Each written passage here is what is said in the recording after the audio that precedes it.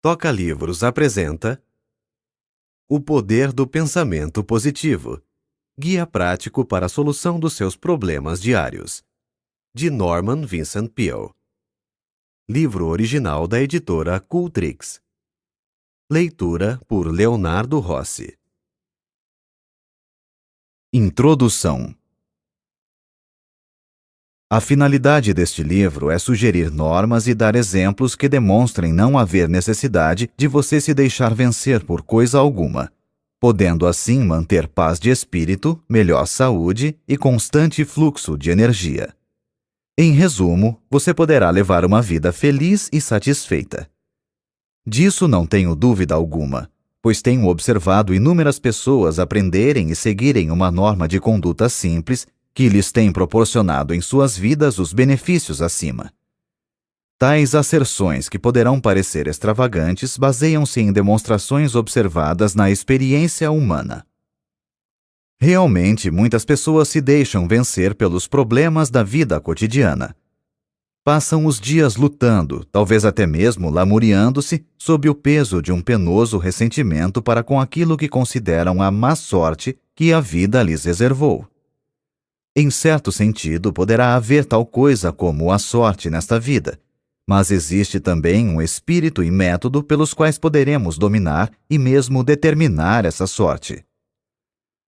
É lamentável que as pessoas se deixem vencer pelos problemas, cuidados e dificuldades da existência, o que não deixa de ser completamente desnecessário.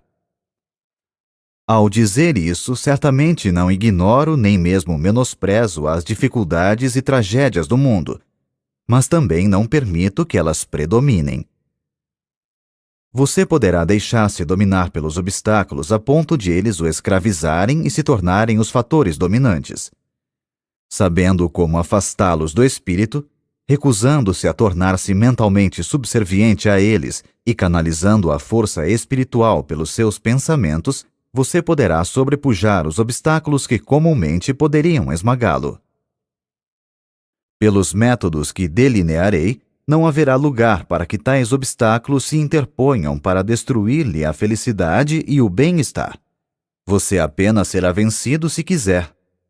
Este livro lhe ensinará como não querer ser derrotado. O objetivo deste livro é direto e simples.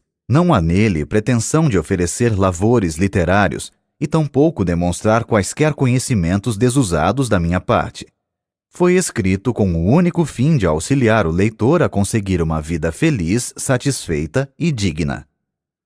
Creio inteira e entusiasticamente em certos princípios realmente eficientes, que, se praticados, proporcionarão uma vida vitoriosa. É meu alvo expô-lo neste volume de uma maneira lógica, simples e compreensível, a fim de que o leitor possa aprender um método prático pelo qual chegue a construir para si, com a ajuda de Deus, a espécie de vida que deseja no âmago de seu coração.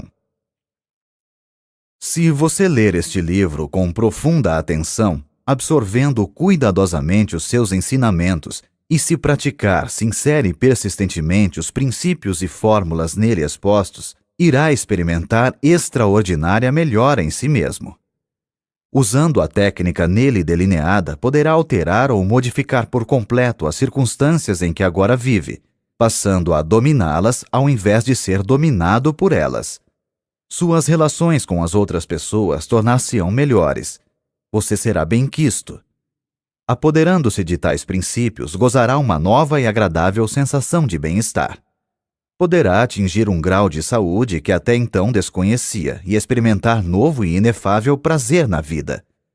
Tornar-se-á uma pessoa mais útil e verá expandir a força de sua influência. Como posso ter tanta certeza de que a prática desses princípios produzirá tais resultados? É muito simples. Durante muitos anos, na igreja do Colégio de Mármore da cidade de Nova York, ensinamos um sistema de vida criadora baseado numa técnica espiritual, anotando cuidadosamente sua atuação na vida de centenas de pessoas. O que faço não é uma série especulativa de asserções extravagantes, pois tais princípios operaram de modo tão eficiente durante tão grande período de tempo que se encontram agora firmemente estabelecidos como uma verdade documentada e demonstrável. O sistema delineado é um método aperfeiçoado, realmente extraordinário, para se viver feliz.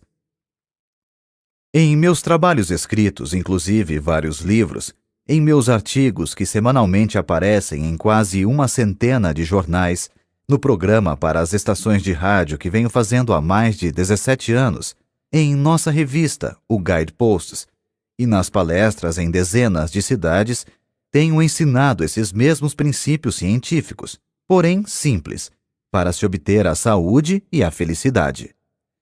Centenas de pessoas os têm lido, escutado e praticado, e os resultados têm sido invariavelmente os mesmos: vida nova, nova energia, aumento de eficiência e maior felicidade. Como muitas pessoas me pediram que pusesse esses princípios em forma de livro, o que seria melhor para estudar e praticar, resolvi então publicar esse novo volume, sob o título de O Poder do Pensamento Positivo. Desnecessário acentuar que os poderosos princípios aqui contidos não são inventados por mim. São-nos dados pelo maior mestre que já viveu e ainda vive. Este livro ensina a religião aplicada. É um sistema científico de técnica prática para se viver feliz e que surte efeito. Norman Vincent Peale. Você acabou de ouvir o trailer. Agora fique com o começo deste audiolivro. Capítulo 1. Tenha confiança em si mesmo. Tenha confiança em si mesmo. Tenha confiança em suas aptidões. Sem uma confiança simples, porém sólida em sua própria força, você não poderá ser coroado de êxito nem ser feliz. Terá, porém, sucesso se tiver a necessária confiança em si mesmo. A sensação de inferioridade e de inaptidão costuma intervir na materialização de nossas esperanças. Mas se tivermos confiança em nós mesmos, atingiremos nossos objetivos. Dada a importância dessa atitude mental, este livro auxiliará você a ter fé e a libertar a sua força interior. É contristador notar o número de pessoas que se veem prejudicadas e infelizes em virtude desse mal que popularmente se designa por complexo de inferioridade. Mas você não tem necessidade alguma de saber desse mal. Você pode vencê-lo mediante certas medidas, podendo desenvolver em si mesmo uma fé criadora, uma fé que justifica. Após falar perante uma convenção de homens de negócios no auditório de uma cidade, estava eu ainda no palco cumprimentando algumas pessoas quando se acercou de mim um homem presa de viva emoção. Perguntou-me se podia falar comigo a respeito de uma questão importante que o atormentava. Pedi-lhe que esperasse até que todos saíssem. Quando isso se deu, fomos sentar-nos nos bastidores do palco. Estou nessa cidade para tratar de um negócio mais importante da minha vida, explicou. Se eu for bem-sucedido, será a minha felicidade. Se fracassar, serei um desgraçado. Sugeri-lhe que se acalmasse um pouco e não encarasse a questão sob um aspecto assim tão desanimador. Se fosse coroado de êxito, seria naturalmente esplêndido. Se não o fosse, bem, começaria novamente a vida. Falta-me confiança em mim mesmo, murmurou ele com desalento. Não tenho confiança em mim, nem creio que possa adquiri-la. Sinto-me deprimido, completamente sem coragem. Realmente, lamentou, sinto-me prestes a naufragar e dizer que estou com 40 anos de idade. Por que me vejo sempre atormentado por essa sensação de inferioridade, por essa falta de confiança e essa descrença constante? Ouvi sua conferência esta noite, o que o senhor falou sobre o poder do pensamento positivo, e desejo perguntar-lhe como poderei adquirir essa confiança em mim mesmo. Há certas medidas a tomar, respondi. Em primeiro lugar, é importante descobrir por que tem essa sensação de que não tem poder algum. Isso requer análise e levará tempo. Devemos sondar os males de nossa vida emotiva, do mesmo modo que o faz um médico ao procurar descobrir algo que fisicamente esteja mal. Não se pode fazer isso imediatamente nessa nossa curta entrevista de hoje. Talvez o seu caso exija certo tratamento para que se possa conseguir uma solução permanente. Contudo, a fim de que o possa auxiliar no problema que o preocupa, vou dar-lhe uma fórmula que surtirá efeito se a usar. Quando estiver na rua, sugiro que repita certas palavras que lhe vou dar. Diga-as várias vezes depois de se deitar. Quando acordar amanhã cedo, repita-as 3 vezes antes de se levantar. Quando estiver a caminho para ir tratar do seu importante negócio, repita-as novamente 3 vezes. Faça-o com fé de que receberá força e aptidão suficiente para tratar do problema. Mais tarde, se quiser, poderemos analisar o seu caso básico. Independentemente do que poderá acontecer ao seguir esse estudo, a fórmula que lhe vou dar agora poderá afinal ser um grande fator na cura. Eis as palavras que lhe recomendei.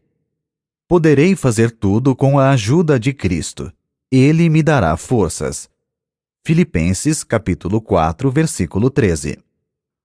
Como o desconhecido não estava familiarizado com essas palavras, escrevi-as num cartão e mandei que as lesse 3 vezes em voz alta. Agora siga esse conselho. Tenho certeza de que tudo correrá bem. Ele se animou e quedou-se um momento em silêncio. Disse depois, muito comovido: "Está bem, doutor." Vi-o empertigar-se e mergulhar nas sombras da noite. Sua figura, a princípio desconsolada, parecia demonstrar agora, na maneira pela qual saiu, que a fé já estava operando no seu espírito. Comunicou-me posteriormente que aquela fórmula simples lhe fizera maravilhas, e acrescentou: "Parece incrível que umas poucas palavras da Bíblia possam fazer tanto bem a uma pessoa." Esse homem mandou fazer tempos depois um estudo das razões de suas atitudes de inferioridade, as quais foram eliminadas por meio de conselhos de ordem científica e observância de fé religiosa. Aprendeu a ter fé. Recebeu certas instruções específicas que deveria seguir. Essas serão dadas mais adiante neste capítulo. Adquiriu gradativamente uma forte, firme e razoável confiança. Não cessa de proclamar sua grande surpresa ao ver como as coisas lhe correm bem agora. Sua personalidade adquiriu um caráter positivo e não negativo, de modo que não mais afugenta o êxito, ao contrário, costuma atraí-lo para si. Possui agora verdadeira confiança em sua própria força. Há várias causas para a sensação de inferioridade e não são poucas as que se originam da nossa infância. O diretor de uma companhia consultou-me a respeito de um jovem a quem desejava promover. "Acontece, porém," explicou ele, "que não podemos contar-lhe certas informações importantes e sigilosas. É lamentável. Não fosse isso, falo-ia meu assistente na administração. O rapaz tem todas as aptidões necessárias, mas fala muito e, sem que seja esta a sua intenção, divulga questões de natureza particular e importante." Tendo feito uma análise, descobri que o jovem falava muito simplesmente devido a uma sensação de inferioridade, e para compensá-la, sucumbia à tentação de alardear o que sabia. Ligara-se a homens mais ou menos bem instalados na vida, que haviam cursado universidades e faziam parte de associações. Ele, no entanto, havia sido criado na pobreza, não cursara uma universidade e não era membro de associação alguma. Sentia-se assim inferior aos companheiros tanto em cultura como em posição social. Para fazer figura no meio deles e realçar seu amor próprio, seu subconsciente, que sempre procurava prover o mecanismo que compensasse, fornecia-lhe os meios para elevar o seu eu. Sabia o que se passava na alta esfera da indústria e acompanhava o chefe a conferências, onde encontrava homens preeminentes e ouvia importantes conversações de caráter particular. Relatava aos companheiros boa parte das informações que não deviam transpirar, com o propósito de fazer com que eles o admirassem e invejassem. Isso servia para aumentar o seu amor próprio e satisfazer seu desejo de ser reconhecido como um grande elemento. O chefe, um homem bom e compreensivo, quando percebeu a causa dessa característica de sua personalidade, fez ver ao rapaz as oportunidades a que suas aptidões poderiam conduzir. Descreveu-lhe também como aquela sua sensação de inferioridade fazia com que não se pudesse contar com ele em assuntos confidenciais.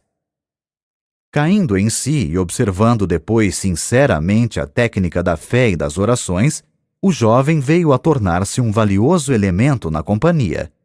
Sua verdadeira força tinha se libertado.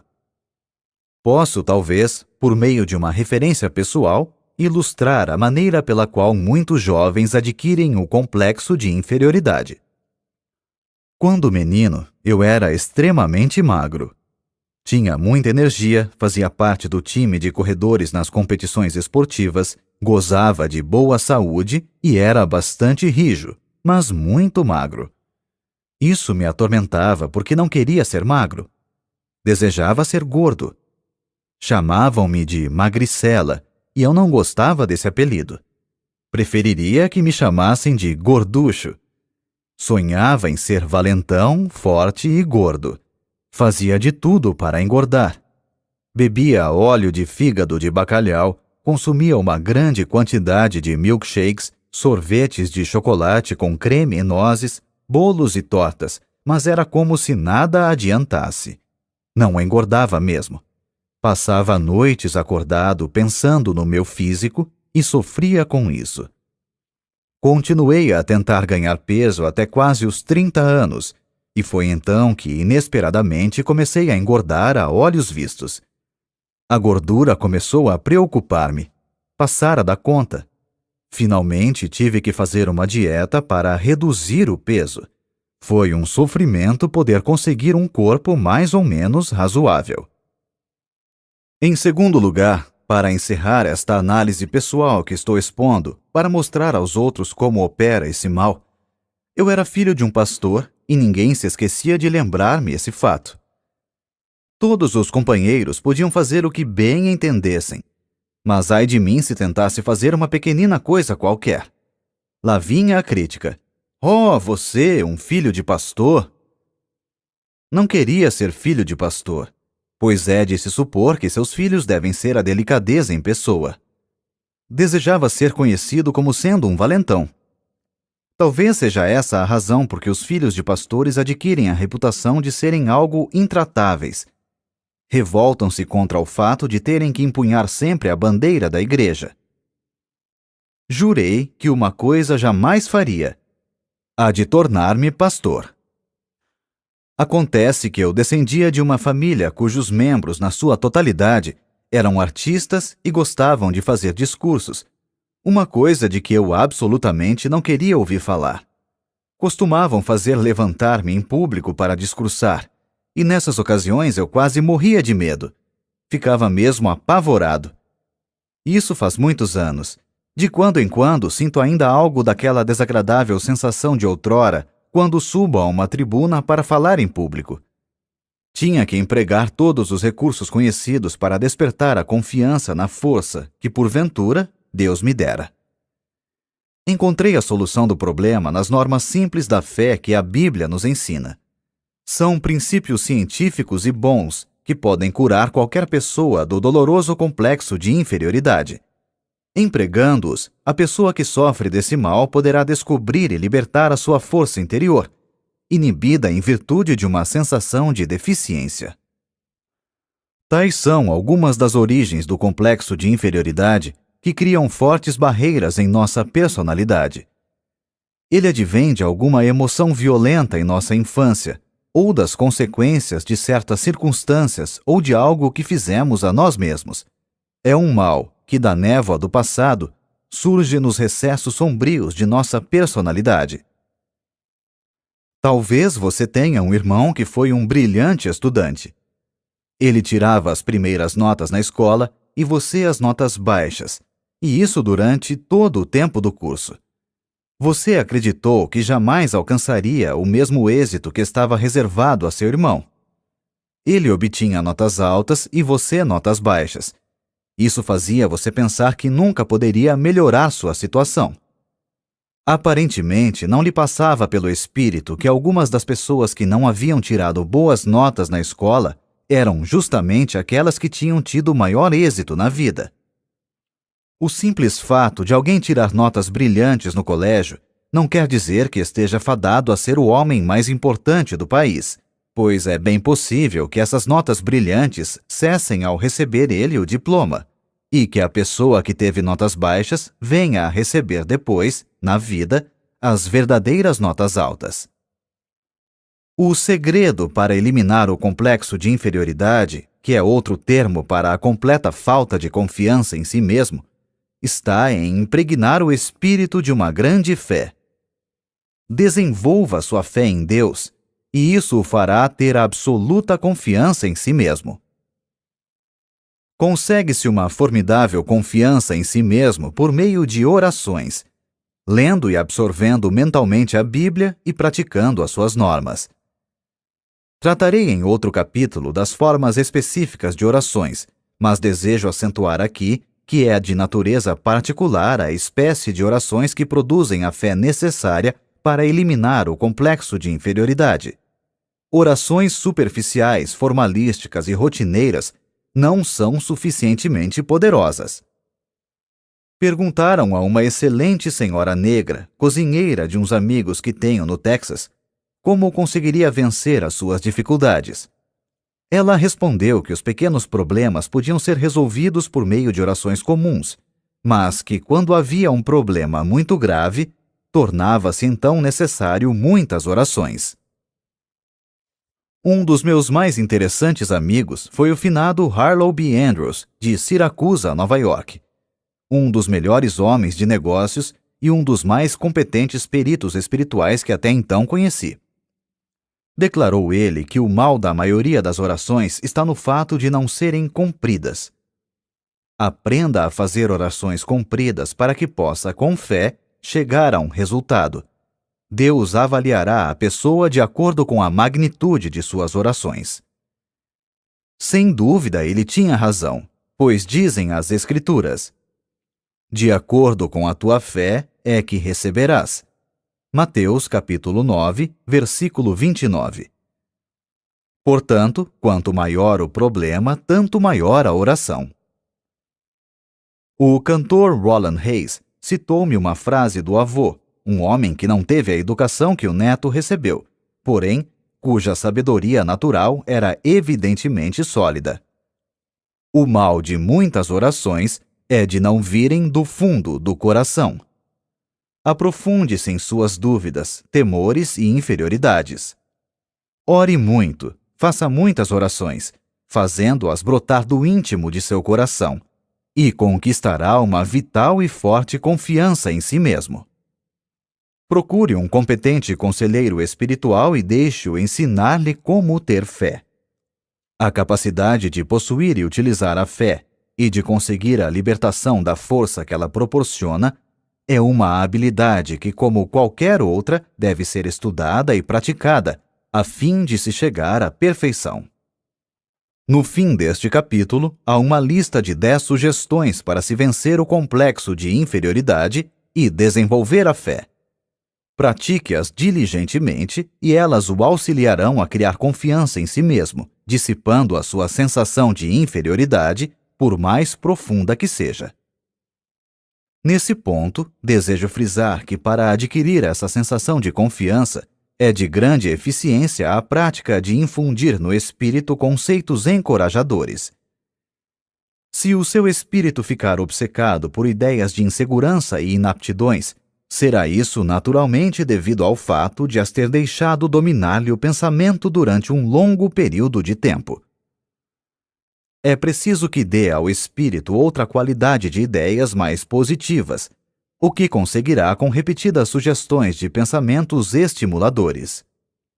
Nas árduas atividades da vida cotidiana é preciso disciplinar o pensamento se se quer educar novamente o espírito e fazê-lo um gerador de energias. É possível, mesmo em meio aos trabalhos diários, alimentar o espírito com pensamentos estimuladores. Permita-me, leitor, que lhe fale sobre um homem que assim procedia, utilizando-se de um método característico. Numa manhã de rigoroso inverno, ele veio buscar-me no hotel numa cidade do Oeste Central, para levar-me a outra cidade 35 milhas distante, onde eu tinha que fazer uma palestra. Subimos ao automóvel. Ele passou logo a imprimir certa velocidade ao carro, o que achei algo inconveniente, pois a estrada estava escorregadia. Lembrei-lhe de que dispunhamos de bastante tempo e sugeri que moderasse a marcha. "Não se preocupe quando eu estiver guiando", respondeu ele.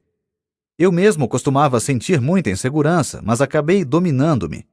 Tinha medo de tudo, de andar de automóvel e de avião.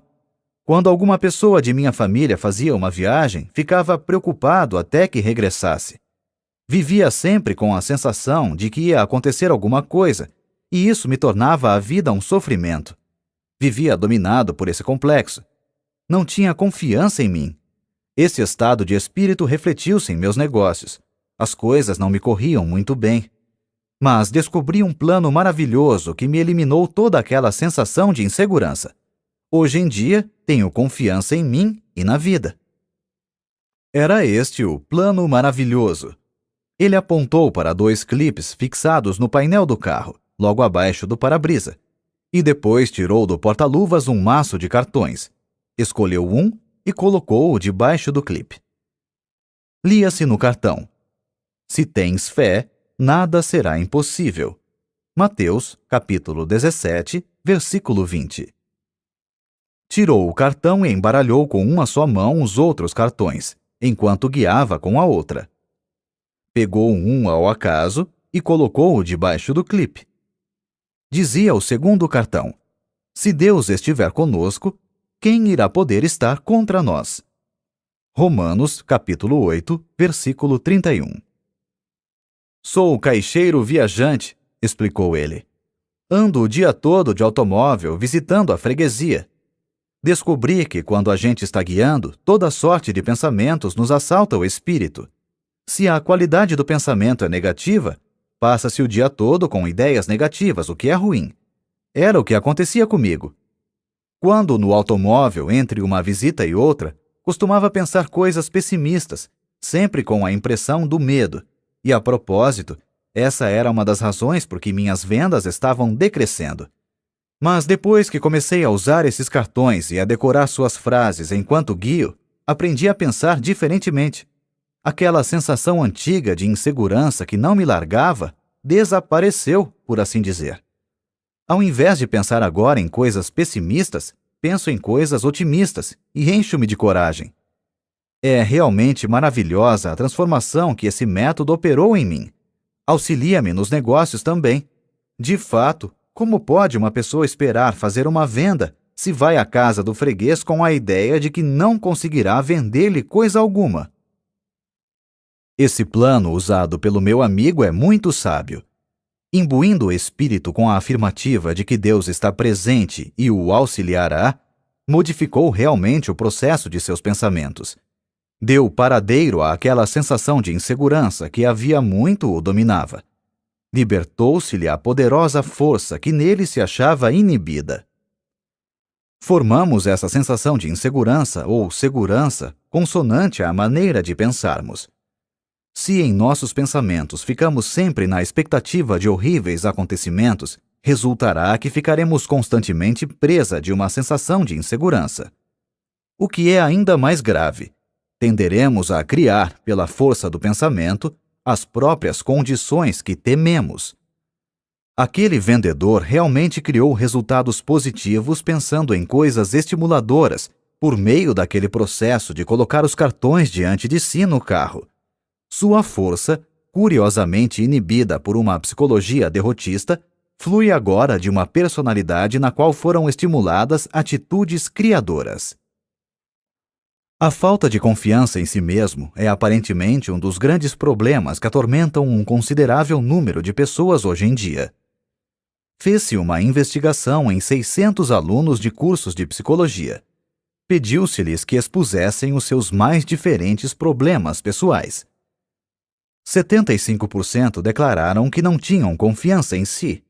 Seguramente é de presumir que essa mesma grande proporção se aplique à população em geral. Encontram-se por toda parte pessoas que intimamente são medrosas, receiam enfrentar a vida, sofrem de uma profunda sensação de incapacidade e insegurança e duvidam de sua própria força. No íntimo de seu ser, não confiam em sua capacidade de arcar com responsabilidades.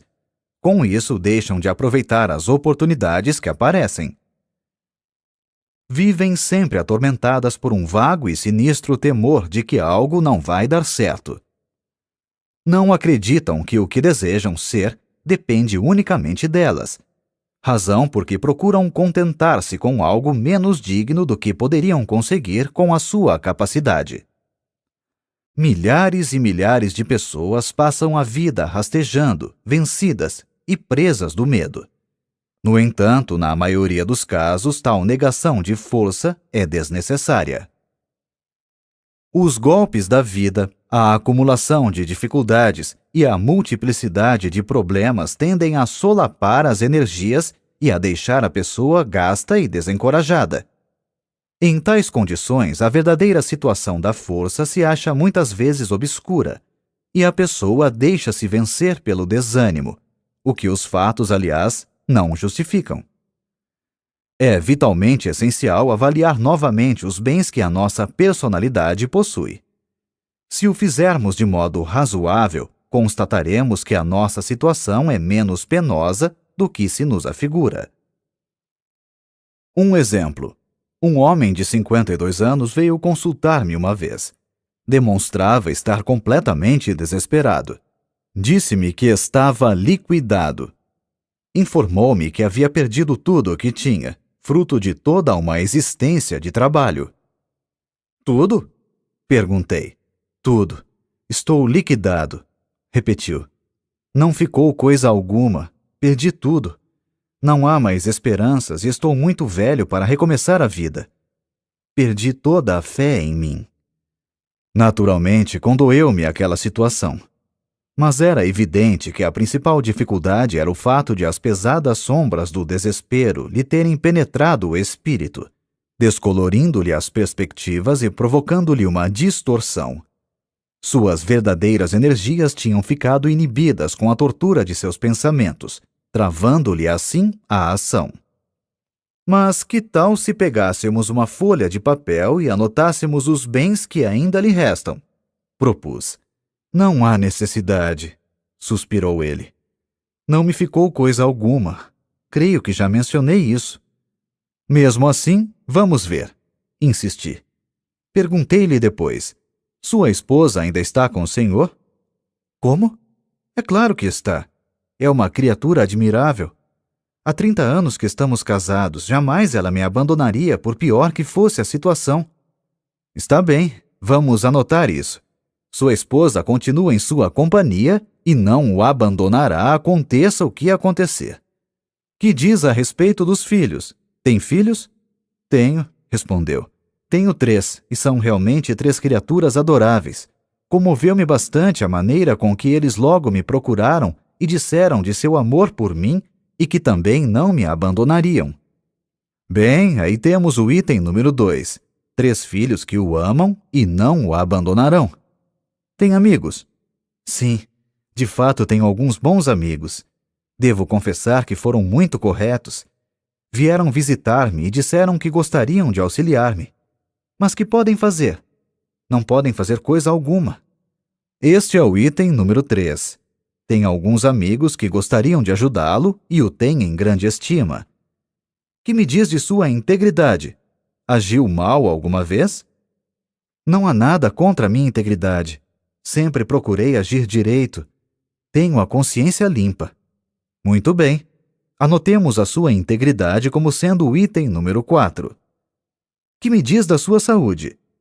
Gozo de boa saúde. Poucas vezes fiquei doente. Creio que estou em boa forma fisicamente. Anotemos isso como sendo o item número 5, boa saúde. Que acha dos Estados Unidos? Acha que continuam ainda em franco comércio e seja o país das oportunidades? Acho sim. É o único país no mundo em que eu gostaria de viver. Eis o item número 6. O senhor vive nos Estados Unidos, o país das oportunidades, e está satisfeito de viver aqui. Indaguei depois. E o que me diz de sua fé religiosa? Crê em Deus e crê que Ele o auxiliará? Sim. Não creio que teria suportado tudo isso se não tivesse alguma ajuda de Deus. Agora, vamos ver a relação dos bens anotados. 1. Uma esposa maravilhosa, casado há 30 anos. 2. 3 filhos devotados que não o abandonarão. 3. Amigos que o querem ajudar e que o têm em grande estima. 4. Integridade. Nada fez que o possa envergonhar. 5. Boa saúde. 6. Vive nos Estados Unidos, o maior país do mundo. 7. Tem fé religiosa. Mostrei-lhe na mesa a folha de papel. Olhe isso. Acho que possui tantos bens. Julgara pelo que me dissera tivesse perdido tudo. Ele sorriu meio envergonhado. De fato, não pensei nessas coisas, disse. Isso não me passou pela cabeça. Talvez a situação não seja realmente tão má, declarou pensativamente. Quem sabe? Talvez pudesse começar de novo a vida se conseguisse apenas adquirir certa confiança e pudesse sentir alguma força dentro de mim. Bem, ele compreendeu tudo e tratou de começar a vida novamente. Conseguiu fazê-lo somente depois de ter modificado seu ponto de vista e sua atitude mental. A fé varreu as dúvidas que o assaltavam, e uma força, o bastante para vencer suas dificuldades, emergiu do íntimo de seu ser. Esse incidente ilustra uma profunda verdade expressa num documento muito importante do célebre psiquiatra Dr. Karl Menninger. Disse ele: as atitudes são mais importantes que os fatos. Vale a pena repetirmos essa frase para que possamos aurir a verdade que ela encerra. Qualquer fato que enfrentarmos, por mais penoso que seja, mesmo que pareça irremediável, não será tão importante como a nossa atitude para com ele. Da maneira como julgamos um fato é que poderemos ser derrotados antes que possamos tomar qualquer medida com relação a ele. Poderemos talvez permitir que o fato nos esmague mentalmente antes que comecemos a tratar realmente dele. Por outro lado, a observância de pensamentos otimistas e animadores pode modificar ou dominar inteiramente o fato. Conheço um homem que é muito valioso para a sua companhia, não por causa de qualquer habilidade extraordinária, porém, por causa do fato de ele sempre demonstrar ser possuidor de um espírito animador. Quando seus companheiros encaram com pessimismo certo problema, ele logo empresta um método a que deu o nome de o método aspirador de pó. Isto é, por meio de uma série de perguntas, ele aspira o pó do espírito de seus companheiros. Arranca-lhes as atitudes negativas. Depois, muito serenamente, sugere-lhes ideias positivas com relação ao problema, infundindo-lhes novas atitudes, as quais lhes dão nova concepção dos fatos. Muitas vezes os companheiros comentavam os problemas, os quais lhes pareciam diferentes quando esse homem começava a operar sobre eles. É a atitude de confiança que cria a diferença, e ela não elimina a objetividade na avaliação dos fatos. A vítima do complexo de inferioridade vê os fatos através de atitudes que lhe são prejudiciais. O segredo para corrigir-se está simplesmente em adquirir uma visão normal que se incline para o lado positivo. Se você, leitor, se julga vencido e perdeu a confiança em sua capacidade de vencer, sente-se, pegue uma folha de papel e faça uma lista, não dos fatores que lhe são adversos, mas dos que tenha a seu favor. Se pensarmos constantemente nas forças que parecem estar contra nós, acabaremos transformando-as numa verdadeira força, o que, aliás, não se justifica. Elas tomarão uma consistência que na realidade não possuem. Mas se, ao contrário, encararmos mentalmente os nossos valores e os pesarmos e fixarmos neles os nossos pensamentos, realçando-os ao máximo, conseguiremos libertar-nos de nossas dificuldades, independentemente do que possam ser. As nossas forças interiores começarão a firmar-se e, com o auxílio de Deus, tirar-nos-ão da derrota para nos conduzir à vitória. Uma das mais poderosas concepções, que é seguramente a cura para a falta de confiança, é o pensamento de que Deus está realmente ao nosso lado, ajudando-nos. Este é um dos mais simples ensinamentos da religião. Deus Todo-Poderoso será nosso companheiro, não nos abandonará e auxiliar-nos-á até o fim.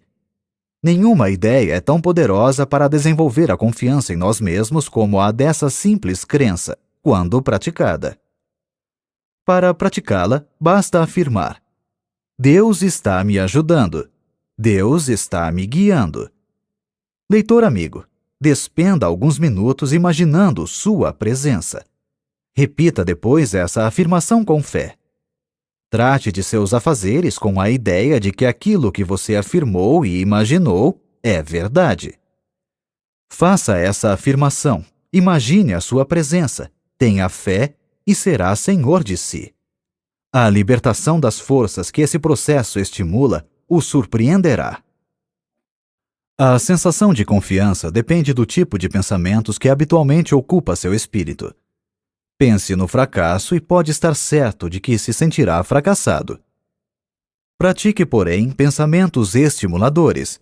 Faça disso um hábito dominante e acabará desenvolvendo uma forte sensação de capacidade que o habilitará a vencer quaisquer dificuldades. Realmente, a sensação de confiança aumenta a nossa força. Basil King disse certa vez: seja ousado, que forças poderosas virão em seu auxílio. A experiência prova a verdade desse conceito. Você sentirá que essas forças poderosas o estão auxiliando à medida que a sua crescente fé vai modificando suas atitudes. Emerson declarou uma grande verdade: somente vencem aqueles que acreditam poder vencer. E acrescentou: faça aquilo que você possa temer, que o temor desaparecerá. Tenha sempre confiança e fé que seus temores e sensação de insegurança logo deixarão de exercer qualquer domínio sobre você. Uma vez, quando Stonewall Jackson preparava um ousado ataque, um de seus generais receoso fez objeções, dizendo que temia isso ou aquilo, etc. Jackson pousou a mão sobre o ombro de seu subordinado e disse-lhe: General, não se guie jamais pelos seus temores. O segredo está em encher o espírito com pensamentos de fé, confiança e segurança. Isso expelirá todos os pensamentos eivados de dúvidas e eliminará a falta de confiança. A um homem que durante muito tempo vivia atormentado por uma sensação de insegurança e temores, sugeri que lesse a Bíblia inteira, sublinhando com o lápis vermelho todas as citações nela contidas relativas à coragem e confiança. Ele acabou decorando-as. De fato, impregnou o espírito com os pensamentos mais sadios, mais felizes e mais poderosos que há no mundo. Esses pensamentos dinâmicos transformaram-no. De criatura desesperada que era, passou a ser um homem de força dominante. Foi notável a transformação que nele se operou em poucas semanas. De um espírito quase completamente fracassado, passou a ser uma personalidade confiante e inspiradora. Reconquistou a confiança em si mesmo e em sua própria força por meio de um processo simples, o de modificar o seu modo de pensar. Para resumir, que pode você fazer agora para criar confiança em si mesmo? Mencionamos abaixo 10 regras simples e exequíveis para dominar suas ideias de inaptidão e aprender a ter fé. Milhares de pessoas as têm empregado e obtido brilhante resultado. Comece a seguir esse programa que irá também criar essa confiança em si mesmo e em sua própria força. você também terá essa mesma sensação de possante energia. 1. Formule e grave indelevelmente em seu espírito um quadro mental de si mesmo como sendo coroado de êxito em tudo.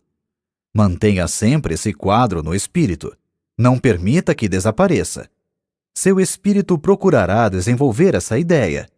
Jamais pense que irá fracassar. Jamais duvide da realidade dessa imagem mental.